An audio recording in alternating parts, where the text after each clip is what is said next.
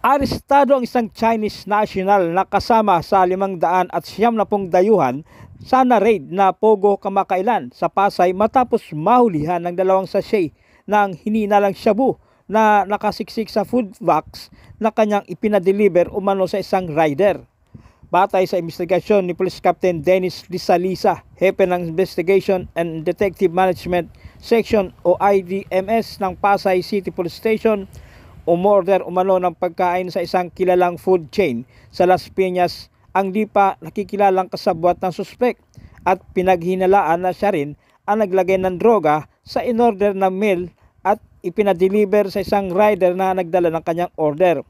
Ayon sa Lady Guard ng Nasdaqi Building na isang dating Pogo Hub, naka-intercept siya ng food parcel sa isang delivery rider nang usisain tumambad ang 2 plastic sachet ng hininalang shabu na nakalagay sa isang food box. Kinilala ni Police Colonel Mario Mayamis Jr., OIC ng Pasay City Police Station, ang suspect na si Peng Cheng na isang Chinese national at residente ng Nasdaqi Building, William Street, Barangay 13, Pasay City. Matatandaan ang naturang Pogo Hub ay ipinasara ng LGU dahil sangkot umano sa mga iligal na gawain kagaya ng sex trafficking, love at crypto scams.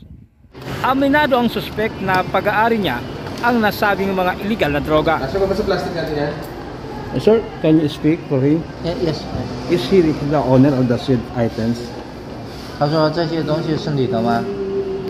对。Yes, sir. Okay. Thank you. Kasi sir, ano yan, na-instructionan kasi kami na kada deliver, i-double check namin dito. Pati kanin, chine-check namin. Pag open ng kanin, nasa gitna, nakabalot ng tissue.